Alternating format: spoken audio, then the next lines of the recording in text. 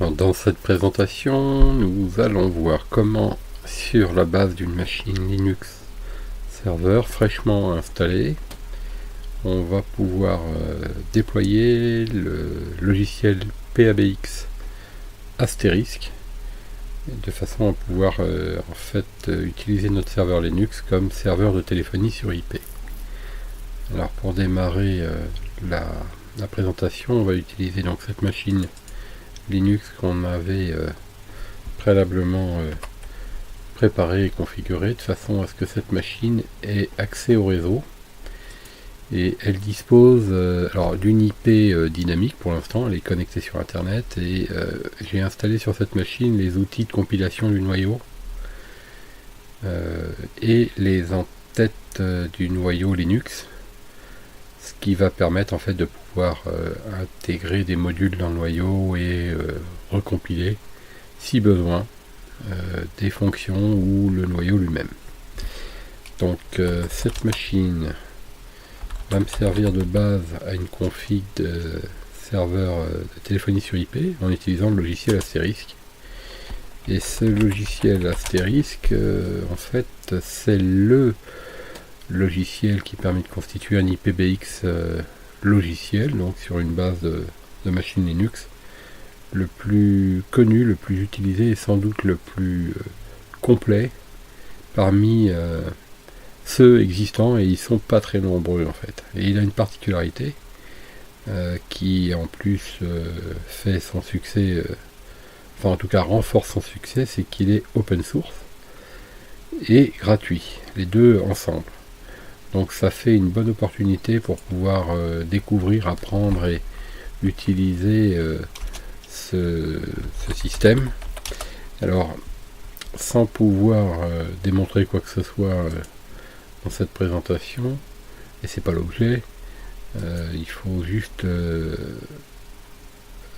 préciser, indiquer, en tout cas expliquer que cet IPBX Asterisk est le plus répandu à la fois sous sa forme logique pure, c'est-à-dire sous forme de logiciel embarqué dans des machines type serveur classique, mais aussi en embarqué dans des équipements dédiés comme des petits routeurs dédiés à la téléphonie sur IP.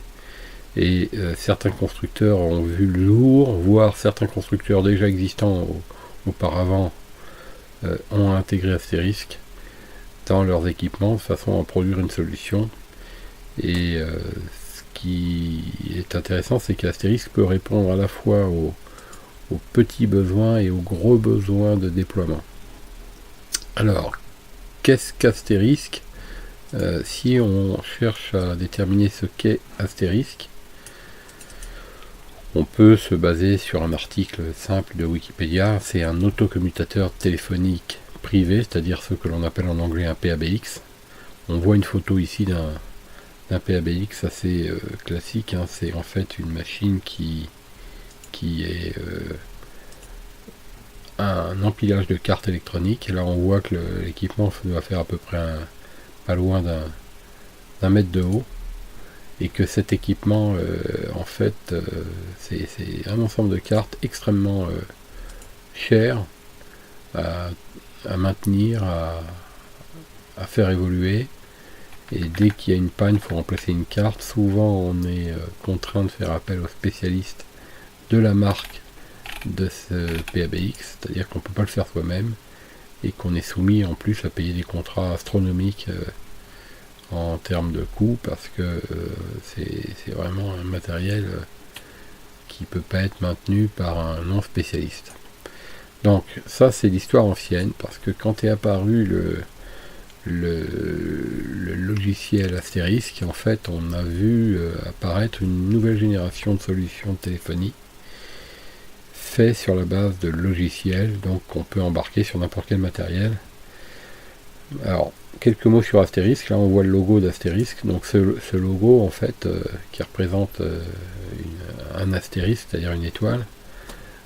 Ça permet d'expliquer, en tout cas de justifier le fait que Asterisk cherche à couvrir tous les besoins et s'adapter à tous les environnements. C'est-à-dire qu'il est multi-protocole, multi-codec, multi-applications et multi-standards. Donc ça, c'est une de ses particularités. Et ce que je disais tout à l'heure, c'est qu'il est libre et gratuit. Donc ça en fait quelque chose d'extrêmement intéressant, parce qu'on peut développer soi-même sa propre solution. Qui est à l'origine de ce produit? C'est un Américain qui s'appelle Mark Spencer. C'est à l'époque un étudiant, lorsqu'il conçoit en 1999 ce logiciel. Pour les besoins de fin d'études, il doit réaliser en fait une solution qui nécessite d'héberger des appels téléphoniques, donc de la messagerie vocale notamment, et donc de faire le tri sur les appels entrants. Et pour ça, la solution existe, c'est un PABX qu'il lui faut, sauf qu'un PABX ça coûte cher et ça fait pas exactement ce que cherchait à pouvoir utiliser Mark Spencer. Alors, Mark Spencer, c'est quelqu'un qui est relativement jeune, et quand il développe ce logiciel, il a pas 25 ans. Donc, c'est une solution basée sur Linux, qui est aujourd'hui soit distribuée en licence GPL, mais qui peut aussi être vendue en licence propriétaire, parce que Asterisk existe sous plusieurs versions. Le site officiel d'Asterisk, on va aller le consulter, le visiter. Voilà le site d'Asterisk. Donc on peut voir qu'on peut télécharger directement le logiciel sous 3 formes. Soit sous sa forme standard tout à fait habituelle et basique, mais basique, attention, on ne veut pas dire que c'est limité, mais autrement dit, c'est sous forme de fichier, ou bien sous une forme de solution prête à l'emploi. Là, il s'agit d'une image ISO qui transforme votre machine. Si vous démarrez sur cette image ISO, votre disque sera formaté, transformé pour transformer totalement, complètement la machine en IPBX, avec Asterisk en son cœur. Là, il y a une particularité, c'est qu'il y a une interface d'administration graphique qui s'appelle FreePBX, qui est très efficace et qui est simple, mais évolutive. Donc ça et ça, c'est gratuit.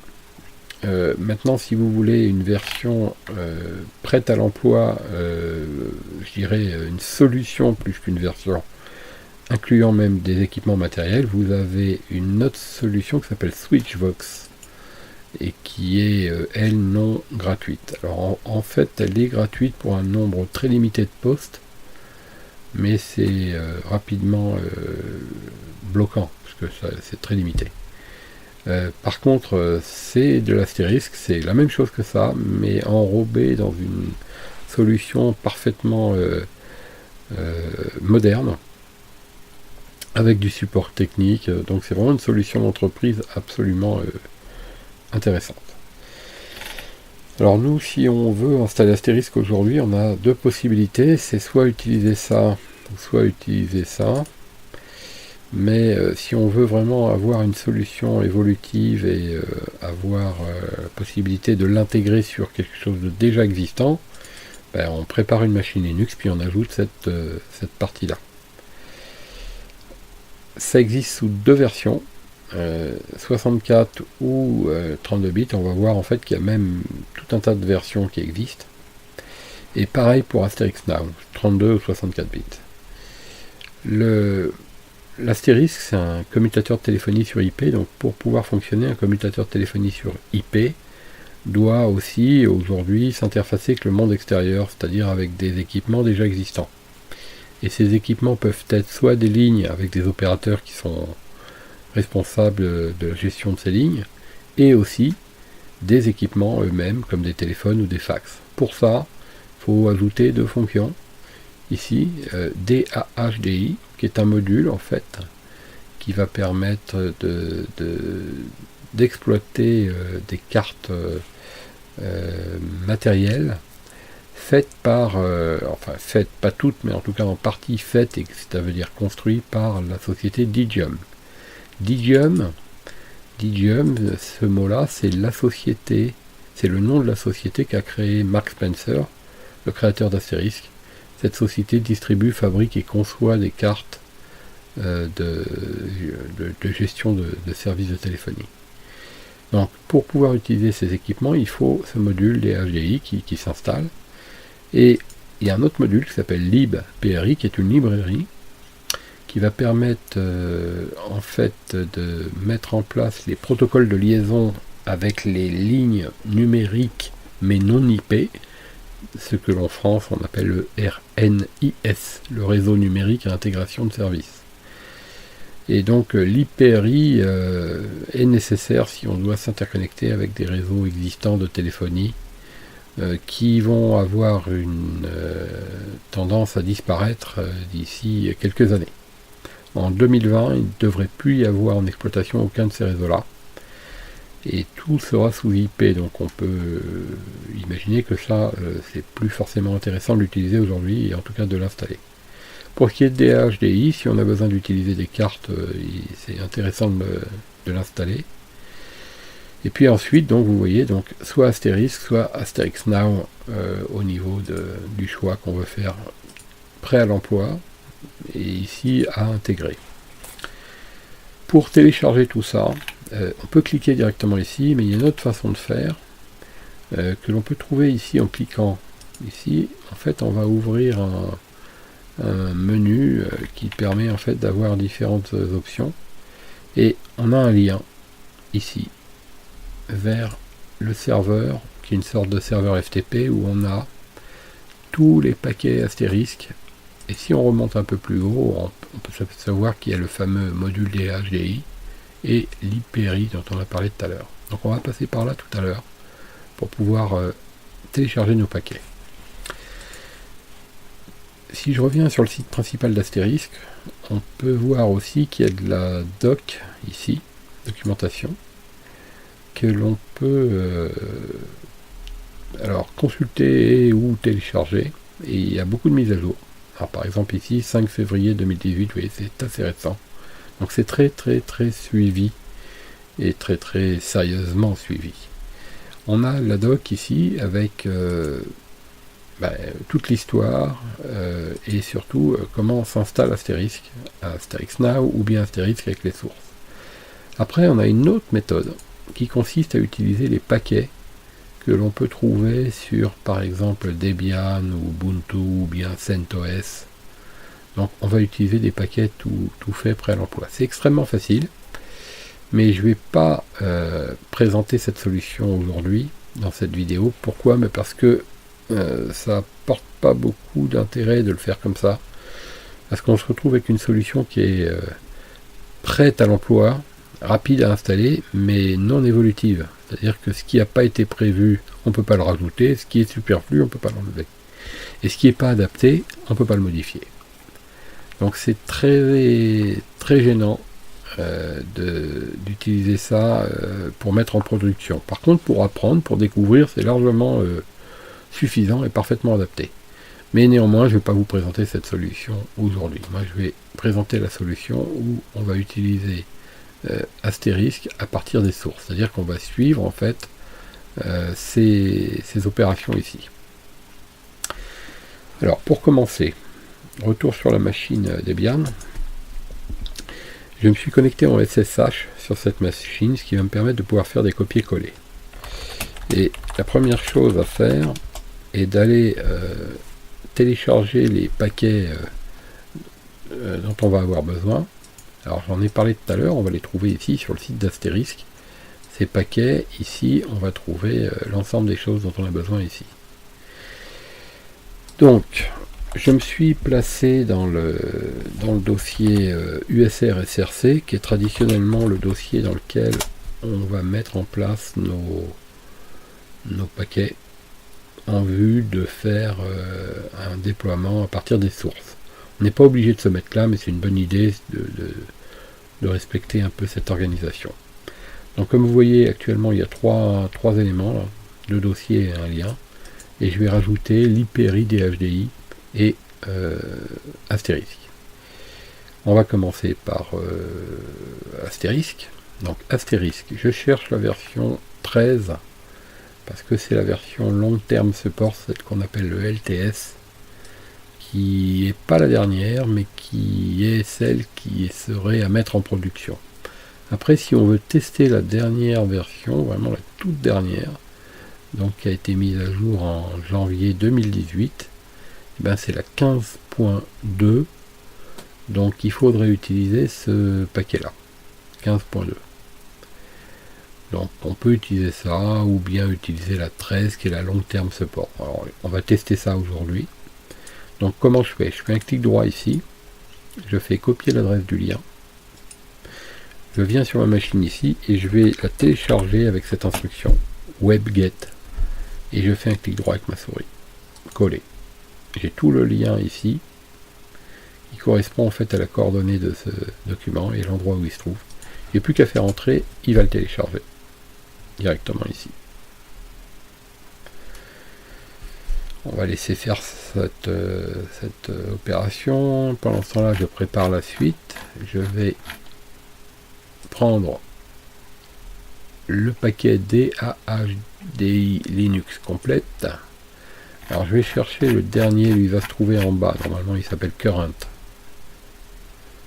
Donc, on fait clic droit, copier l'adresse du lien, et dès que j'aurai la main ici, je ferai wget, coller, et je téléchargerai le lien. On va attendre un petit peu que ça se termine, qu'on puisse voir ça tout de suite. Et comme ça, c'est très rapide, parce que si on devait taper toutes les instructions ici en mode commande, d'abord on peut faire des erreurs, puis en plus de ça, on va perdre du temps. Alors, avant de le faire, petit bilan intermédiaire, le paquet astérisque qui a été téléchargé, le voici. Wget, clic droit, coller. Ça va être plus rapide ici. Et puis je vais aller chercher le libperi pendant ce temps-là. Donc libperi, c'est pareil, on va le trouver en bas. Le current, clic droit, copier l'adresse du lien. On fait wget, clic droit, coller. Et entrer.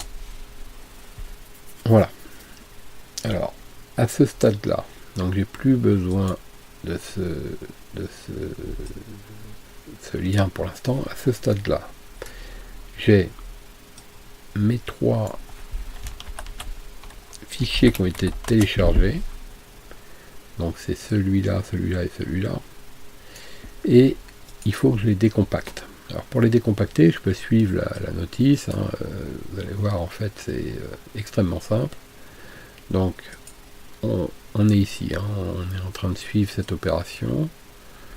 Donc vous voyez qu'ici, pour installer à partir des sources, il nous dit ce qu'il faut télécharger. Alors pour l'instant, je vais vous montrer. Donc qu'est-ce que je dois télécharger? Astérisque, libperi, DHDI. Et alors, il y a les liens directement ici, qui revient à l'endroit où nous étions tout à l'heure. Et ce qu'on va voir aussi, c'est que Asterisk qui s'appuie sur plusieurs protocoles, notamment le protocole SIP, qui est le protocole le plus utilisé en téléphonie sur IP aujourd'hui.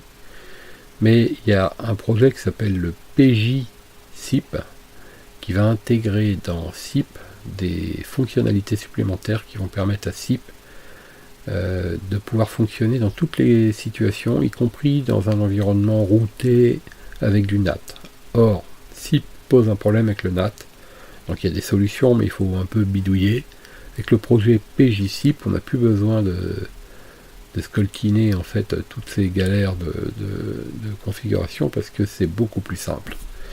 Donc on va opter pour ce projet là dont je vous parle, qui est ici. On va faire ça tout à l'heure. La suite à donner à notre install, c'est de décompacter nos sources. Donc on en est ici en fait, et on va taper ces instructions. Donc décompacter nos instructions, nos paquets sources. Alors ça se fait très simplement, tar avec l'option xvzf, et on va le faire avec libperi. On va le faire avec DAHDI. Donc FDAHDI. Et pas de F majuscule, ça c'est une faute de frappe, vous voyez, ça pardonne pas. Hop, voilà. Et on va le faire avec astérisque. Voilà. À ce stade-là, on a 3 nouveaux dossiers, normalement. Donc celui-ci, un dossier ici, un dossier là, et un dossier là. Et dans ces dossiers, on va trouver nos applis, mais brutes de décoffrage, c'est-à-dire qu'elles ne sont pas compilées, elles ne sont pas installées, elles ne sont pas liées au système. Donc il va falloir le faire. C'est la prochaine étape. Donc cette prochaine étape, la voilà. Donc on va commencer par DHDI, libpri, ensuite on ira chercher PJCIP et on fera astérisque dans la foulée. DAHDI, donc voilà les instructions qu'on va devoir saisir. On va dans le dossier, on fait make install, make config. Donc on va dans le dossier DHDI, on fait make. Alors là on voit qu'il y a une erreur. L'erreur, a priori, le module a échoué. On a sans doute oublié de mettre les entêtes de noyau à jour. Donc on va le faire. Alors on va le faire tout de suite. C'est-à-dire que nous allons télécharger les entêtes de notre noyau. Avant de le faire, pour voir la version de noyau qu'on utilise, voilà la commande. C'est le 4.9.0-5-MD64. Donc, voilà le noyau. Donc, on va installer les entêtes de noyau. Donc, c'est Linuxida et la version. Alors comme la version, j'ai pas envie de la retaper, 4.9, j'ai peur de faire des bêtises, je peux invoquer la variable qui correspond à la commande que je viens de taper. Ça va revenir au même. Vous voyez, il reconnaît bien le bon fichier ici, comme on peut le voir ici. Là. Il n'y a plus qu'à faire. Oh, il va télécharger, ça va prendre 2-3 minutes au maximum. Tout dépend bien sûr de la puissance de la machine également. Mais ça va assez vite. Et après, on pourra compiler. Normalement, on ne devrait plus avoir d'erreur. Voilà. On retourne dans DAHDI et on refait notre make qui posait problème tout à l'heure. Et là, on voit que ça a l'air de bien se passer. Alors en fait, c'est pas très parlant là ici, mais ce que vous voyez défiler ici, c'est en fait pour certains éléments, là, par exemple tout ça là, ce sont des pilotes de cartes qui vont permettre de piloter des cartes électroniques de Digium ou d'autres constructeurs qui sont devenus des standards. Par exemple des cartes pour s'interfacer au réseau numérique ou au réseau analogique, pour piloter des téléphones, des fax ou des opérateurs, des liens. Donc on a véritablement en fait tous ces modules là qui sont installés sous forme de pilote et c'est compatible avec toutes les cartes standards du marché. Il y en a pas mal, mais on a des pilotes génériques qui couvrent pratiquement tous les besoins. Donc voilà, la création se termine, on va faire l'installation. Voilà, donc l'installation c'est make install. Ça va aller un peu plus vite normalement. Et ensuite on aura le make config à faire ici. Donc le make config. Voilà, make config. Donc ça va aller assez vite aussi. Bon, on note pas d'erreur. Donc c'est bon. Donc pour DHDI, c'est fait. On revient au menu principal, on va dans le dossier libpri, et là, on suit les opérations. Alors les opérations pour libpri, c'est très ressemblant, c'est plus simple, on fait make et make install. Donc make. On peut même faire ça, hein. Enchaîner les deux. avec détection d'erreur. C'est-à-dire qu'ici, si je tape ça, il va faire le make install quand il aura fini le make sans erreur. S'il y a une erreur à la première opération, et ben, le système va détecter l'erreur et il n'embraye pas sur la deuxième opération. Donc là, pas d'erreur. C'est bon. Maintenant, on en est ici. On va attaquer le projet PJSIP. Alors, projet PJSIP, c'est pas une obligation, c'est facultatif. On aurait pu rester sur du SIP standard. Mais le projet PJSIP, il va nous apporter pas mal au niveau ergonomie. Donc, c'est un bon choix. Et on va le tester. Donc, il y a beaucoup d'informations ici. Donc, pour l'installer, il faut aller dans le dossier astérisque. Et dans le dossier astérisque, vous avez un dossier qui normalement s'appelle contrib. Et dans le dossier contrib, il y a un dossier script. Voilà. Dans ce dossier, vous avez un certain nombre de fichiers ici. Et dans ces fichiers, vous avez un script qui s'appelle install prereq ici. Donc on va lancer ce fichier. Et en fait, ce fichier, il va nous permettre de rajouter les prérequis. En tout cas, de les détecter pour pouvoir ajouter tout ce qui manque à la compilation et à l'installation de PJSIP qui est écrit en partie en Python. Donc il va aller ajouter le Python pour pouvoir déployer ensuite la pile de protocole PJSIP. Voilà, donc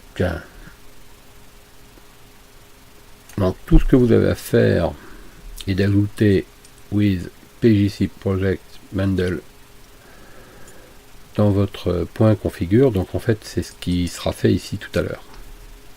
Mais pour l'instant, on va donc faire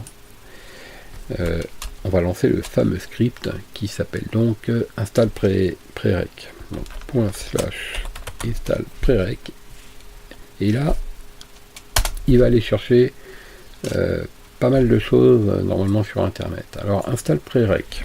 Si je relance, on s'aperçoit qu'il démarre pas parce qu'il attend en fait des instructions telles que test, install un package.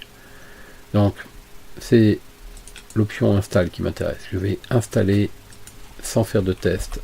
Donc ça prend un petit peu de temps parce qu'il y a il y a pas mal de choses à télécharger et à installer. Donc, quelques minutes. C'est parti.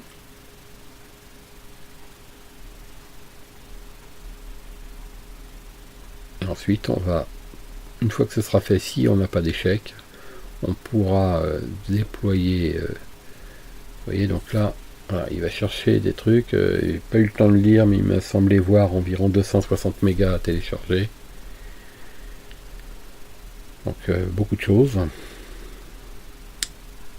Et alors ce script est génial parce qu'il fait tout seul. Et avant, si on voulait intégrer PJSIP et puis toutes les fonctionnalités, il y avait tellement de prérequis qu'on y passait une heure si on n'avait pas l'habitude. Et si on n'avait pas pris soin de noter toutes les dépendances, on passait minimum une heure, voire beaucoup plus, pour pouvoir préparer notre plateforme. Donc là, c'est quand même extrêmement confortable parce que il se débrouille tout seul. On n'a qu'à suivre et à attendre. Il faut juste être patient. Bon, alors pour anticiper un peu sur la suite, on va avoir à poursuivre l'installation donc avec l'installation proprement dite d'Astérisque. Donc comme nous on est sur une version 15, a priori on va juste faire ./configure. Si on est sur une version 13 qui est donc conseillée, on ferait ./configure et on serait obligé d'ajouter l'option où il faut ajouter le package PJSIP, enfin PJ Project. Comme il est intégré d'emblée à la version 15, il n'y a pas besoin de le préciser. Donc ./configure make et make install. Donc on va voir ça dès que j'ai la main. Voilà, ça y est, ça se termine. Alors, il nous pose une question. Le préfixe de numérotation pour la France c'est le 33. On valide. ça veut dire qu'il est déjà en train d'installer et de configurer, donc normalement on ne devrait pas tarder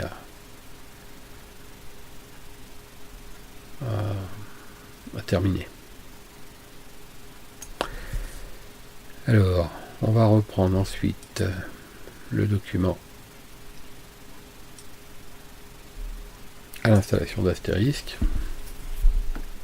Et on se rappellera que si on a une version 15, on n'aura pas besoin de rajouter option PJ Project, ce qui est notre cas. Alors pour cette étape là, je vous ai montré ce qu'il fallait lire, faites-le attentivement, pas de précipitation pour pas être obligé de refaire les choses après, parce que si on se loupe, faut refaire, c'est pas très grave, il n'y a pas à désinstaller, il suffit de recompiler, il va écraser la config par-dessus, mais c'est toujours mieux de mettre un petit coup d'œil dans la doc avant, pour comprendre ce qu'on va faire, pouvoir faire un truc propre et du premier coup surtout, ça qui est assez sympa à réaliser. Voilà, ça devrait plus être très long. Voilà. Alors, on va sortir du dossier script, du dossier contrib. Nous revoilà au début. Et on en est à peu près ici. Donc, je rappelle qu'on est sur une version 15 et supérieure. Donc, on va juste faire le ./configure. Donc, ./configure. ./configure. Ce qui est important, c'est qu'on doit voir ce logo à la fin. C'est le signe distinctif d'un bon fonctionnement. Si on ne le voit pas, ça veut dire que quelque chose est loupé, on a oublié une étape et il faut revenir sur les étapes précédentes, refaire et traquer les messages d'erreur éventuels qui nous auraient échappé.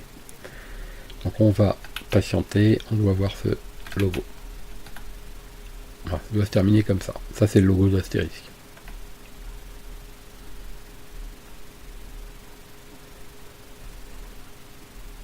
Voilà, ça va assez vite, mais ça dépend de la puissance de votre machine. Il se peut que ça mette une bonne dizaine de minutes sur certaines machines. Voilà, donc le logo ici, c'est le signe d'un bon fonctionnement. Nous en sommes ici. Alors si on s'était loupé, si on n'avait pas le logo, on aura un message d'erreur à la place. On recommence, mais avant de recommencer, on nettoie avec cette instruction. Et on recommence. Si c'est bon, on poursuit. Les paquets tout à l'heure prérequis ont été installés. Donc on peut aussi installer le unpackage, c'est-à-dire la version compactée mais sans faire de paquet Debian. Alors, soit on choisissait ça, ce qu'on a fait, ou soit on prenait ça. Ça revient au même. Et maintenant, on va passer à l'étape suivante. Alors l'étape suivante, on est donc ici. On va sélectionner dans une fenêtre qui va s'ouvrir. La fenêtre va ressembler à ça. On va sélectionner les éléments dont on a besoin. Alors attention, très important.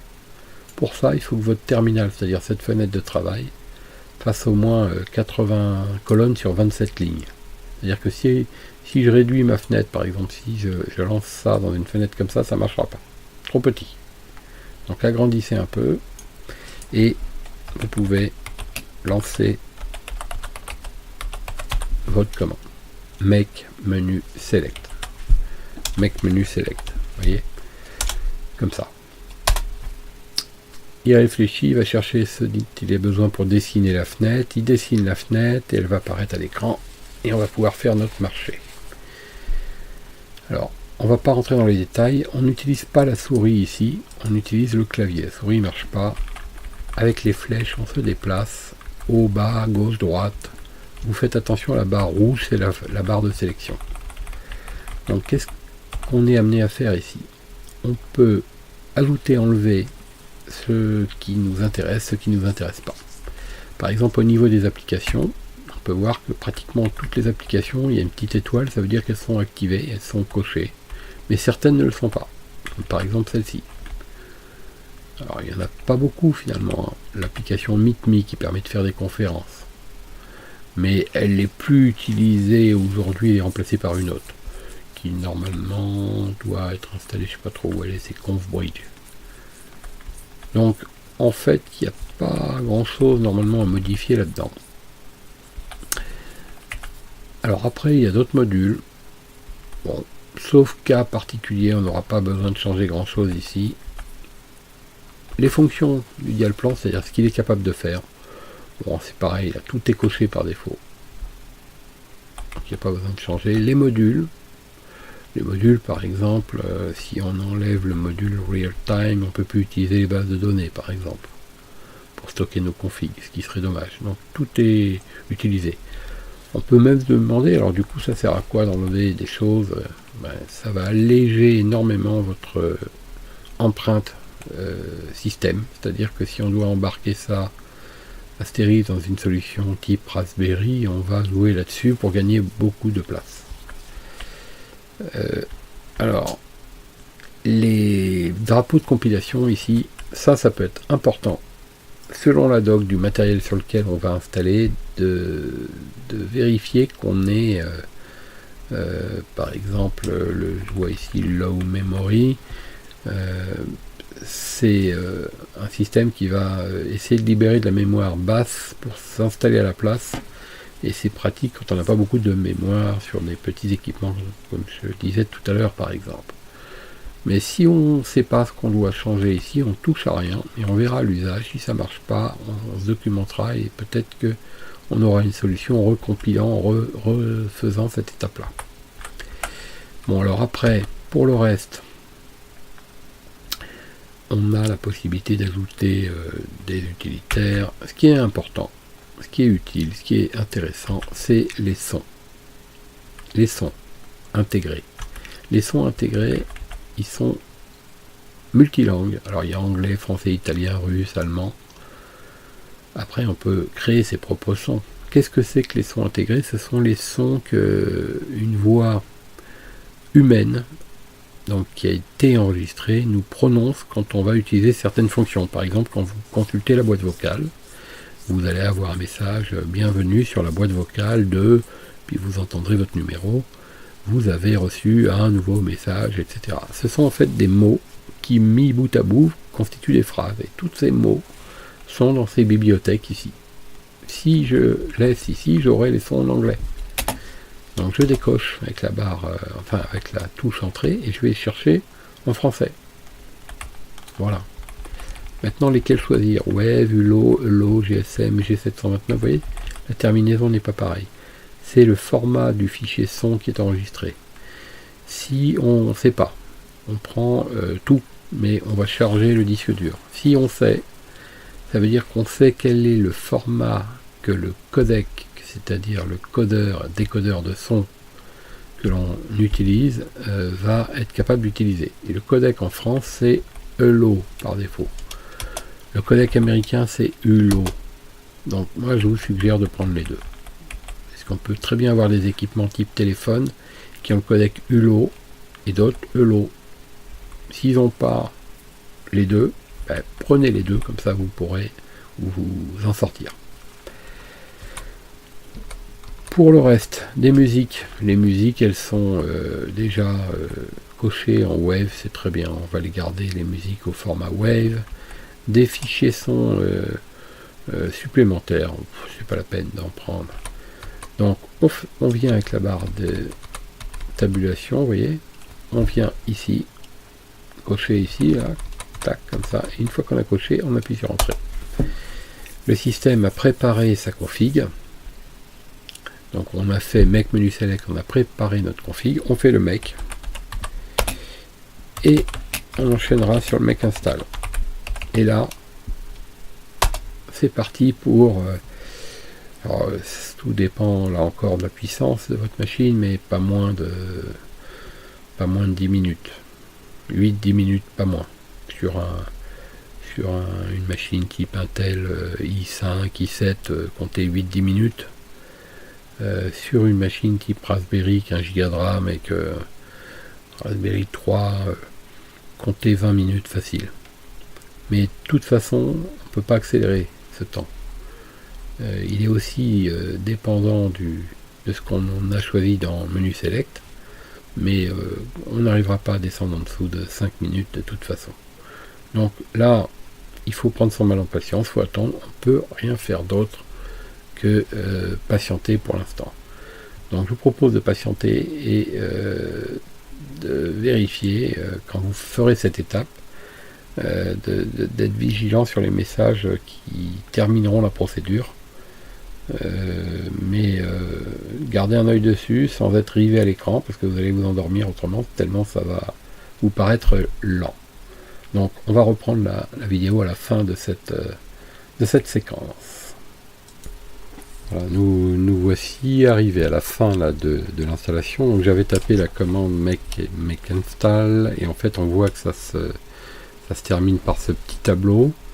Donc après on a comme option de faire soit make sample soit make basic pbx. Donc ça consiste en fait à déployer tous les fichiers de config dans un dossier qui s'appellera etc astérisque. Donc si on regarde actuellement on n'a rien dans ce dossier, il est vide, mais tout à l'heure il va contenir pas mal de fichiers, tous les fichiers de config. Donc on va taper make sample. Voilà, maintenant si je fais ls, hop, vous voyez tous les fichiers sont apparus. Et on a une autre option, make config, qui va créer les scripts de démarrage. Alors les scripts de démarrage, ça va permettre de mettre dans par exemple ici ce fichier là avec les liens dans les fichiers rc2, rc3, rc4.d pour démarrer astérisque au démarrage de la machine. Voilà, donc on a fini l'installation, on en est ici, make sample ça vient d'être fait, make initialisation script ça vient d'être fait. On peut aussi utiliser cette commande qui va nous permettre de faire tourner les scripts, enfin les journaux de surveillance, ce qu'on appelle les fichiers log. Donc de gérer en fait une réécriture des logs en fonction des dates, et quand un fichier log devient trop gros, il en a un nouveau qui est créé et l'ancien est archivé. Voilà, donc c'est fini, l'installation est terminée. Donc ce qu'il faut faire maintenant, c'est peut-être de vérifier avant de démarrer astérisque. Alors regardez la commande que je vais utiliser ici, ça permet de voir les ports ouverts, donc les sockets réseau, avec l'option ANU. U c'est pour les voir avec le protocole UDP, N c'est pour les voir avec leur numéro de port, et A c'est pour tous les voir. All numérique, All A numérique, N U UDP. Et je m'aperçois que j'ai une seule ligne avec un seul socket. Ici, si je sais lire un socket ici, je vois que c'est quelle que soit mon adresse IP, sur mon port 68, j'ai en écoute une application. Ben, ça prouve que le port 68 sur cette machine est en éveil, est en écoute, mais rien d'autre. Et alors quand je vais démarrer mon service astérisque, alors je peux déjà vérifier s'il est démarré. Status dead, inactif. Donc je tapais cette commande pour voir si astérisque était démarré et je m'aperçois qu'il n'est pas démarré. Maintenant je vais taper start. Si j'ai pas de message d'erreur ici, je vais taper status. Je m'aperçois qu'il est démarré et qu'il utilise un numéro de PID actuellement, le 84. Non, le 16242, pardon. Alors, si je fais netstat-nu, je devrais voir beaucoup plus de choses. Voilà. Alors, tout à l'heure, on avait que cette ligne-là. Ça veut dire que tout le reste ici, c'est géré par astérisque, sauf cette ligne-là. Pour en être convaincu, on va rajouter l'option PID, P. Il va nous donner le nom et les numéros des PID utilisés. Donc regardez bien, celui-ci on le repère, c'est pas de l'astérisque, et tous les autres, même numéro, même nom. Ici, là. Pareil pour eux. Donc tous les ports 5000, 4520, 5060, 4569, 4609, 2727, et 35.8.92, tout ça c'est géré par Asterisk. Ça veut dire que l'application tourne. Alors pour l'instant je vous détaillerai pas l'ensemble des services qui sont associés, mais je peux vous le résumer. Il s'agit en fait des différents protocoles qui sont utilisés par Asterisk, qui sont déjà en activité, comme par exemple SIP, MGCP, IAX, PJSIP. Et puis ça c'est un logiciel de prise de contrôle, donc d'administration d'Asterisk. Donc ça permet à Asterisk déjà de tourner, d'être fonctionnel. Là, on peut considérer que notre service tourne. Si on cherche à voir avec T comme TCP, on va voir qu'il y a une application sur le port 2000 qui est utilisée par Asterisk. Donc, à ce stade-là, Asterisk tourne, il fonctionne, on sait le démarrer, on sait l'arrêter. On est déjà opérationnel. Maintenant, on n'a rien configuré, donc on se demande qu'est-ce qui est déjà fonctionnel. Alors, ça va être l'objet d'une présentation de prise en main que nous allons pouvoir suivre par la suite. Cette présentation initiale s'achève sur cette conclusion. Mais ça n'est que le début de l'aventure d'Asterisk. Donc on va découper en plusieurs opérations la prise en main. Mais ici, à ce stade-là, on est parvenu à une installation à partir des sources, donc une installation qui pourrait parfaitement correspondre à une mise en production du produit Asterisk, mais sans sécurisation, sans paramétrage pour l'instant. Mais ça fonctionne déjà. Donc je vous laisse étudier la mise en place. Donc la meilleure doc elle est ici, même si moi je vous fournis une doc d'accompagnement sur la plateforme de formation à distance sur laquelle vous pouvez trouver toutes les explications sur cette présentation. Mais ici la doc elle est vraiment précise et mise à jour en permanence, puisque c'est véritablement la doc d'Asterisk qui est présente ici. Elle est mise à jour. On l'a vu tout à l'heure, février 2018. Donc c'est extrêmement récent, nous sommes en février 2018. Donc vous avez toutes les docs ici.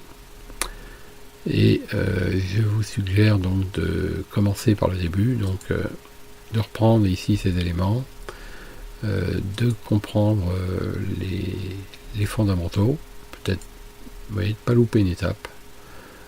Et puis de vous imprégner un petit peu de l'installation, parvenir à faire cette install, parvenir à faire les tests que je viens de montrer, c'est-à-dire les tests qui vont permettre donc de vérifier que les ports sont ouverts, netstat-anup, voilà, c'est révélateur, on voit qu'Asterisk tourne, et puis manipuler au niveau des services, le stopper, revérifier vos ports, ils ont dû disparaître, le redémarrer, attendre un petit peu et afficher les ports. Et on voit ici que ça se comporte tout à fait correctement. Bien, donc la prochaine vidéo, ça va être une prise en main avec comme objectif de comprendre l'architecture de configuration d'Asterisk et d'être capable déjà de configurer une solution permettant à 2-3 téléphones de pouvoir passer des appels entre eux en interne.